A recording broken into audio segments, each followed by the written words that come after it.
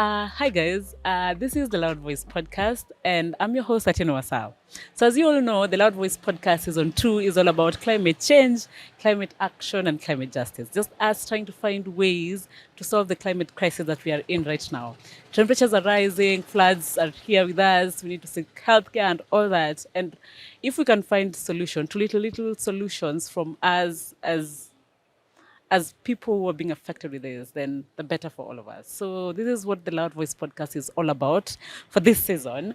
And today, I have a question for all of us. This is something I believe that we all have had to experience at one point or another. Heck, so many times. Okay? So the question is, how many of us have had to go seek healthcare? And most of the time, they're not even close to us. Okay, you've had to move from one area to another to go to the hospital or any, and we have all had to use either a motorcycle, a vehicle, public transport. Some even have had to like travel abroad to seek healthcare. Okay, many of us we've had stories of people moving from Kenya or Africa to India, or moving from Africa to Europe or even the United States just to seek for healthcare. Okay. But do you know how much of carbon you're actually emitting while you move from one place to another seeking for healthcare? Healthcare is something that is a basic need. We all need it. And I'm not going to sit here and tell you not to go for that medical checkup or not to go see your doctor or gyna, okay?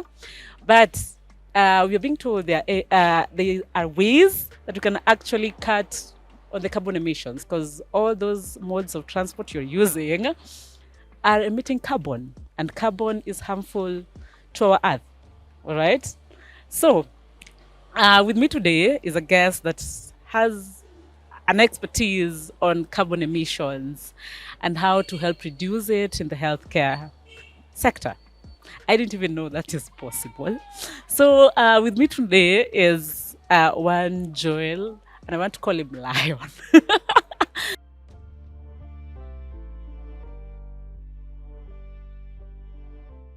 Welcome to the Loud Voice podcast. Uh, I gave you a little introduction, but this is an area I have to be true to myself. I have no experience or expertise in, and that is why you're here. So most of these things, we are all new to this space, right? We've all been living here, and none of us actually knew this is going to catch up with us at some point. But we're here now. Yet there are people who, in one way or another, have experienced these things and decided, oh, let me do a little research on it. The rest of us, we can't talk about it, okay? So welcome to the Loud Voice podcast. Thank you. Number one, I'd like you to just before we start, you give us an introduction of who you are, what you do, before we can actually like take it through. Yeah. So Thank you so much, Rosal. It's been an honor to be here with you for the podcast today. You're doing amazing stuff. I'm happy.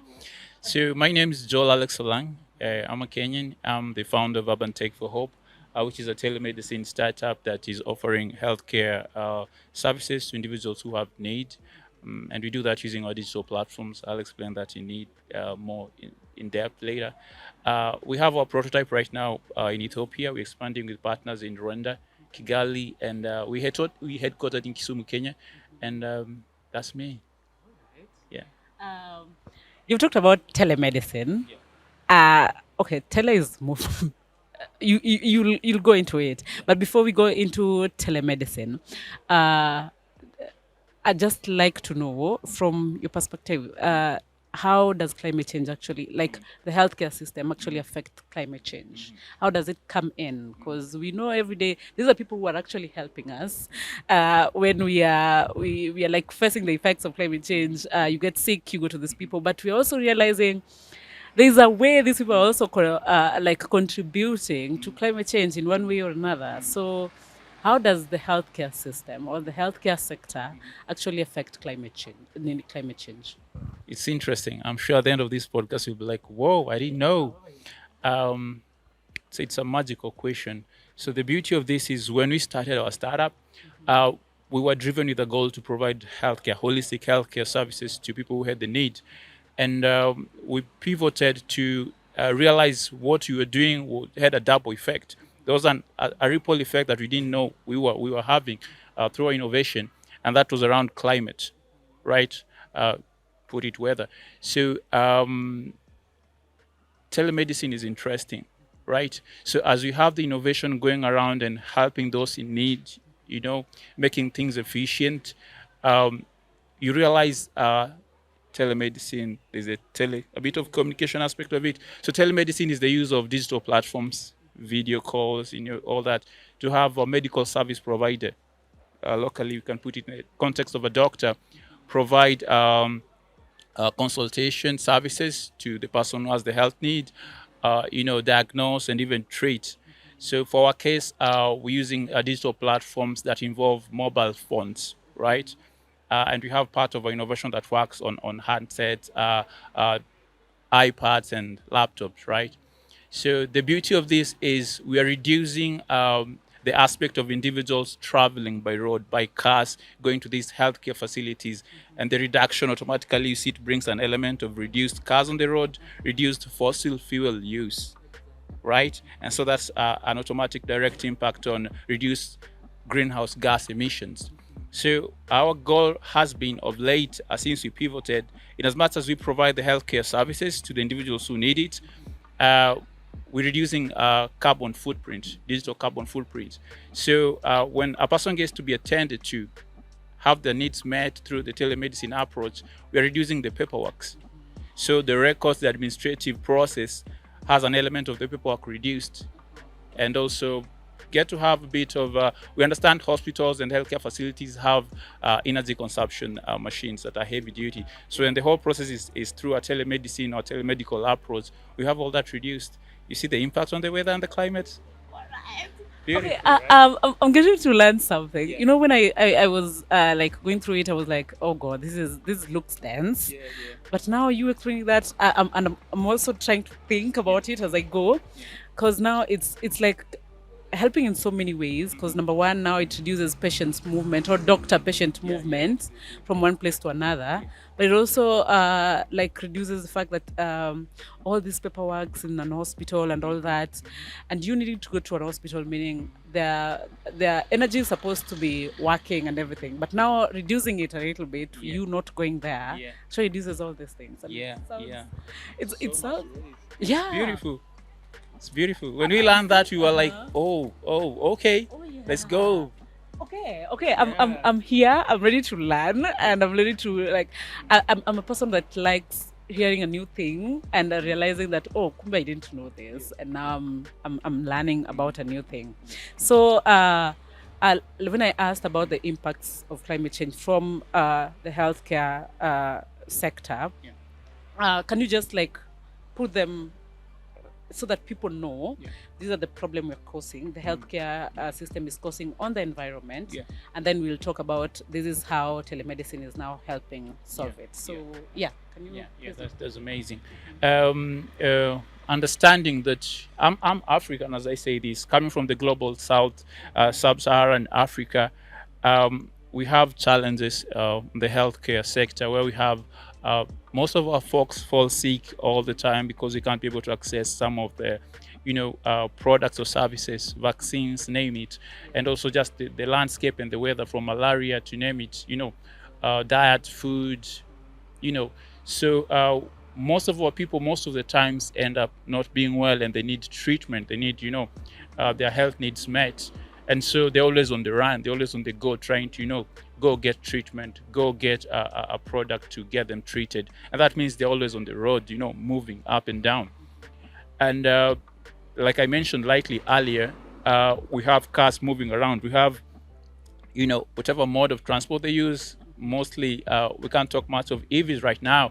So you have vehicles that use petrol or fossil fuel, and that means greenhouse gas emission, which also, as they get to go for more of these services, gets also to skyrocket. So we are emitting so much greenhouse gas emissions as our people. And also we understand that our healthcare services serving a lot of our people, the machines that work in hospital, we understand they're heavy duty, so the energy consumption is high. We understand we have blackout problems in Africa, so when there is a blackout problem, what's our next option? There are possibilities, and there are some facilities that are using energy options that are better, like solar and all that. But most of our facilities still go for generator, engine generators, fossil fuel again. And so you see the ripple effect gets to have climate affected in so many ways. The paperwork, the bureaucracy process when you go to a hospital, you understand our way. Yeah, you have to be in the line, paperwork. Yeah, for you to see a doctor. Yeah, you end up with like 3 or 4, pieces of paper, and all that paperwork goes back to to trays being taken down to have these papers come through, the chemicals and all that.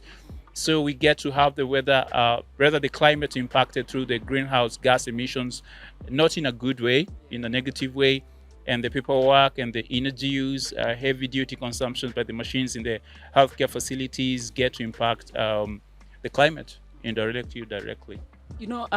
What I also know, one with the healthcare system, especially in Kenya, in Africa, is they don't even have proper disposal channels for everything used in the hospital, like those bio. No, I'm not in that sector. No, no, no. There's how can I say it? There's different types of what are they called? Come on, help me out. Like no, the syringes. Oh, Yeah, like there's a whole load of takataka waste coming from the hospital, and then you find that some of these things are actually going to be poured on a land somewhere that is meant for them. Okay, but remember, people also stay around these areas. Like you get I don't know how they call them. I know there's always, even for like for waste outside, the recyclable waste, the paper waste, and then kuna kuwaga na hizo zingine zenye that can affect us actually when you get into contact with them. Exactly. So some actually just like throw them on a line, and then it's covered. Then it comes back affecting people years later. Exactly. So I hope this is also like a way of helping to reduce that. Pretty much. We've been creating awareness. We have partners, we have stakeholders, we have platforms that we get to have a forum with a bit of our stakeholders and like-minded individuals in the field, providers in the field, and we make them understand that telemedicine has a significant impact on the healthcare provision now and even in the future. It's not going to cover all the aspects of healthcare provision, right? But them embracing elements of telemedicine in their service provision, being conscious about the climate and the waste that comes from the hospital, waste after the treatment, all the how they should adhere to the right ways to dispose of their waste, and also being conscious on how the paperwork in the hospitals is trying to embrace more of the digital ways. Goes a long way in having a positive effect on the climate by reducing greenhouse gas emissions and just basically reducing the digital carbon footprint. Yeah. So before we go into it, this is not something that so many people know about, or so many people have been in tune with. Yeah. I know there are hospitals already providing that, and I'm happy that you've been partnering with some of them. Yeah. But let me just ask before we go like into the depth of it. How did this thought come by? How did you guys just sit somewhere and decided, you know what? You guys don't need to actually go to the hospital physically. You can actually meet your doctors online through video conferencing and things like that. So how did this come up? Thank you. I like the question, and that makes me touch on the innovation. When I began the startup, it was so dear to me, and I used to at times refer to it as my baby. And so I gave it my all. So it's a bit the origin of the story is a bit personal. Back about a decade ago, half a decade ago to be precise, 7 years ago, I worked in workstations that provided healthcare services to individuals, and I was more like a field guy. Taking people to the hospital, connecting them, getting them the consultations and all that. And I had a neighbor who was a mom, and was pregnant, and the process of going to see a gynecologist, moving up and down to the hospitals. I didn't live in a big city, so you go, you miss the consultant, you miss the gynecologist, you have to try another health facility, you move up and down. It was so much hassle. Sometimes you'll miss the services, and I was like, something needed to be done. That felt just so awful, in the 20th century where we are right now. And I did a bit of IT in my undergraduate, and I was working in the space where the provision was happening, and I realized something could be done. So me and a couple of my workmates sat down, and that's how the telemedicine whole innovation was born. And telemedicine grew in provision of services, and a boost, or rather, the big empowerment came as somebody noticed it. I probably was going to mention this later, but somebody noticed it. Serious institution noticed it across Kenya and in the global space. So the work that we do through telemedicine was noticed by programs that also applied and was part of. That's courtesy of the U.S. Embassy and the U.S. Department of State programs. I ended up with exchange programs, so I got exposure on how it works in the first world, uh, and how they're able to, um, reduce the effects of greenhouse gas emissions through telemedicine and just being energy conscious and all that. And I was like, this can happen home too. So that's why I'm back here to just, make this happen. Yeah. I'm happy about like the background of it and how personal it is, because so many things are born out of a need. Yeah. You've seen something happen and then you're like, what if we could have done it this way? Yeah. Okay, and I'm happy that you came up with Yeah. them. We're not going to take away the fact that it's something that is already happening in the first world nations, Yeah. right? But it's something that was not here. Yeah. So I'd like to ask, on that note, I'd like to ask the adoptability of it. Like, how fast are people adopting it? People still like, no, that is still something. Because we also have to put this like into play. Most of households in Africa, in Kenya, are still not needed with like phones, internet connectivity, and things like that. For example, you want to meet your doctor through Zoom, and you don't even have exactly. Internet is a problem. Getting it, Wi-Fi is a problem. The connection already is another big issue, and just hospitals also. As much as households also lack, hospitals also have their own lack. So how is the adaptability of it so far? That's a good question. I like it. Um, there's the challenge that Africa or the global South faces challenges when it comes to connectivity, internet connectivity, especially in the rural areas, the countryside, places that are not in the urban areas or metropolitan.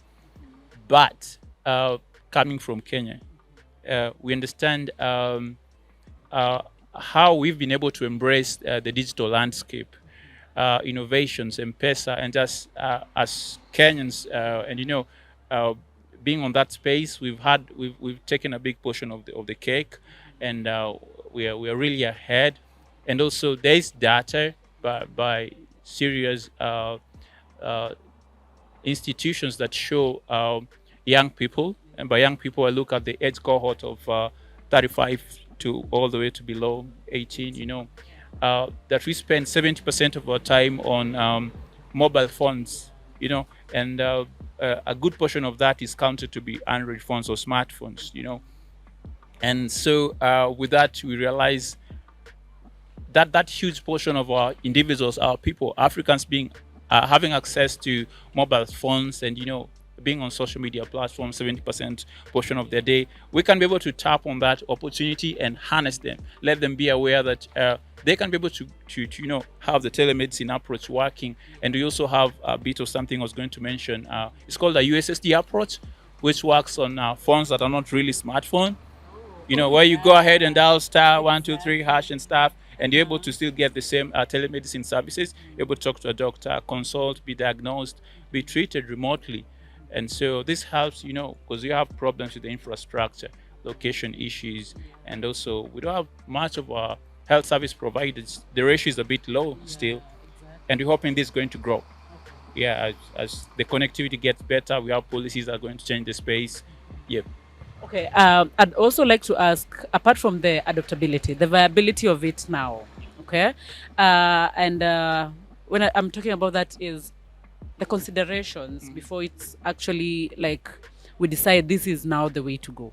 Okay, I know most countries, and with that, I also like to ask you, like, if you've also thought about these things, about using this kind of technology, maybe in counties such as the counties in northern Kenya, because right now they are experiencing adverse effects of climate change, and they need to move very long distances, and sometimes maybe the doctor that knew about your health is somewhere in Wajir, and now you're moving from Wajir coming to Mandera, somewhere that is a little bit better, or in terms of maybe food security and things like that, or even in terms of security in itself. So have you thought about taking it to places like that? Because I know there is a lot of challenge, but I think they would need it more. And then when I talk about viability of it, I meant is it gonna work? In terms of when I go to the hospital, physically, my blood is taken. It's they go and check what is wrong with me. They come back with like real deductions on really what is going on with me. But now this is something that is going to be taking place online. The samples and all that, because let's not lie. I had a guy here the last time who was talking about getting to know people's health through waste and all that, and he brought in a very valid point about someone can lie about their symptoms or even exaggerate it, okay? Because in one way or another, we've had headaches and are like, I think I have malaria. I know. Okay, so that is what I mean. How viable it is it? And then the considerations to be put. And then what do you think also about like counties that are experiencing adverse effects of climate change and security issues? Yes. Thank you. That's a good question too. We're in a space of healthcare provision, healthcare. We're in a space of climate change, and not now, not a while back, not in the time to come. We'll have individuals who are going to be a bit skeptical. I say that in a harsh tone. We're going to be skeptical. They'll be like, "Is this going to really work?" It's worked before elsewhere for a very long period of time, and we're going towards a period where technology is evolving, a period where people are embracing ways that are efficient and effective. You've seen how Airbnb came through, and right now it's a big thing. You've seen how taxi works now, Taxify, Bolt, Uber, and there are the other firms. I know that I'm supporting any. So telemedicine is going to be a big thing.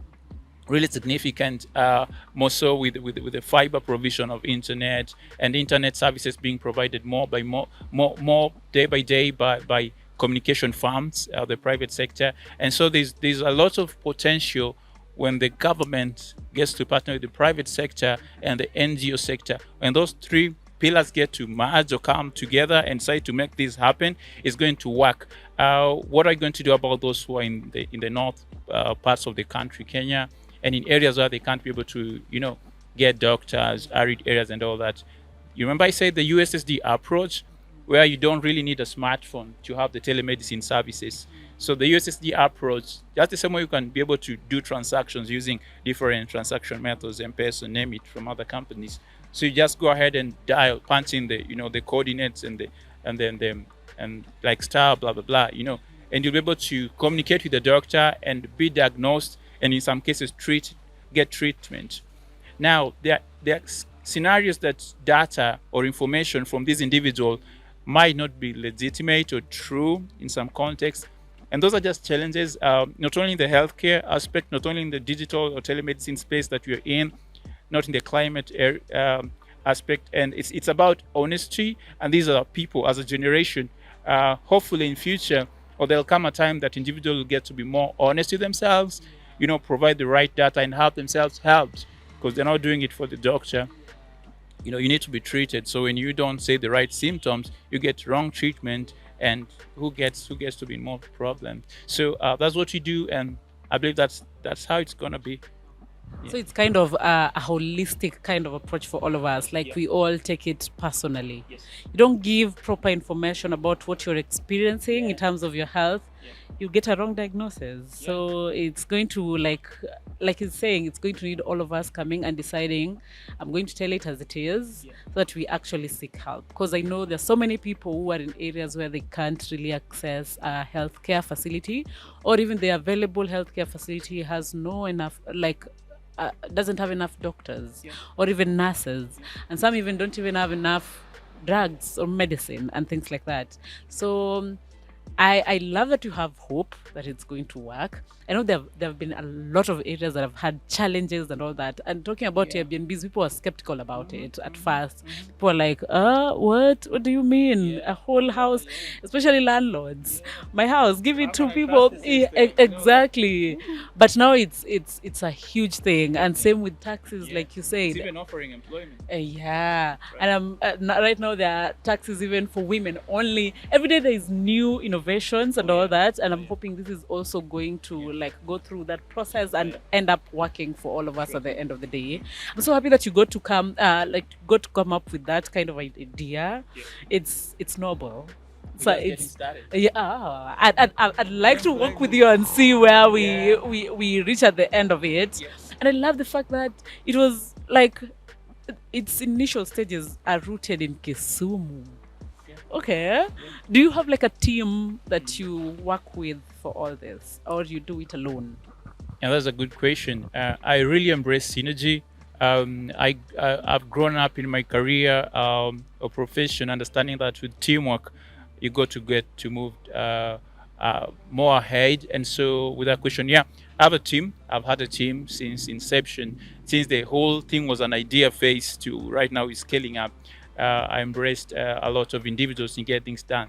So we have doctors, or lightly mentioned individuals who are holding PhD level knowledge and handling the machine learning aspect of, because you have artificial intelligence chatbot in our platforms. We have individuals who I have IT skills from my information technology bit. We have medics, doctors, individuals who are pursuing public health or have pursued public health skills, and individuals with business skills, hold MBA levels. And more than 50% of our team is women.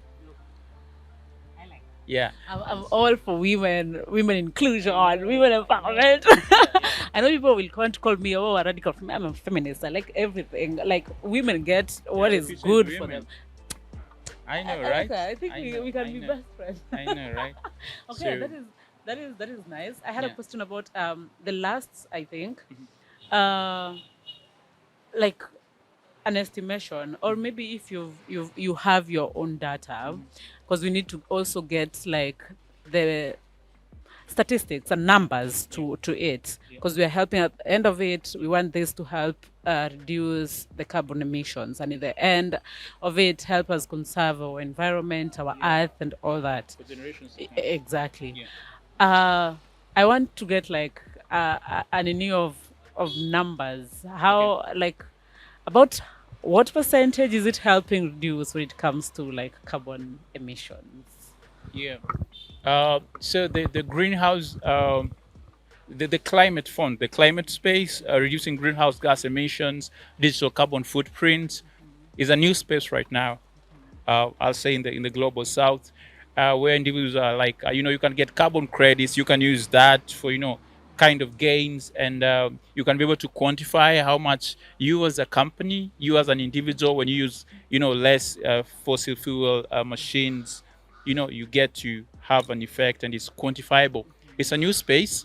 We're not in the business of really quantifying or going to the carbon credit space and all that. We just like how much can we, through our digital platforms, through telemedicine, be able to reduce greenhouse gas emissions, reduce the digital carbon footprint, and be able to have a tangible or substance save effect to the climate. And that's the space we are in right now. Probably in the near future, we'll go into the carbon credits, being able to quantify the amounts, the gains that come with it. But right now it's new, and we're just trying to empower individuals with the knowledge and be able to have this happen, and tangible effects. Yeah. I like that it started out as a way of helping communities receive health care. Yeah. And then in the middle of it, you learn that, oh, so actually it's also helping conserve our environment and helping reduce carbon emissions. I'm happy about that. I'm happy that you people came up with this idea and now it's being used. Like I asked you, do you have like a certain maybe healthcare facilities and individuals to give us an idea of, people like hope, like, so Oh, this yeah. thing is really going to work. Yeah, it's working. Yeah. Do you Yeah. have like specific data on maybe the number of healthcare facilities that have Oh, we've actually served, the number of adopted people we've served. exactly? It's a good question. I wish it came earlier. So I'll begin from the back, going to the front in addressing the question. Right now, we have a target of being able to reach 1 million people in 2 years' time. And so we're basing that on the data that through our digital platforms, since we began the trend, and right now, on average, we're able to reach 350 individuals by the 5 programs we are handling. And that's from serving individuals with HIV/AIDS needs, individuals under care, gender-based violence survivors, pediatric services, mental health, and there's a legal aspect, which comes from the gender-based violence survivors, where some would want to seek justice, or want to know what the Constitution says about the whole issue. And that also makes us stand out different, because we're not just offering healthcare services needs to individuals.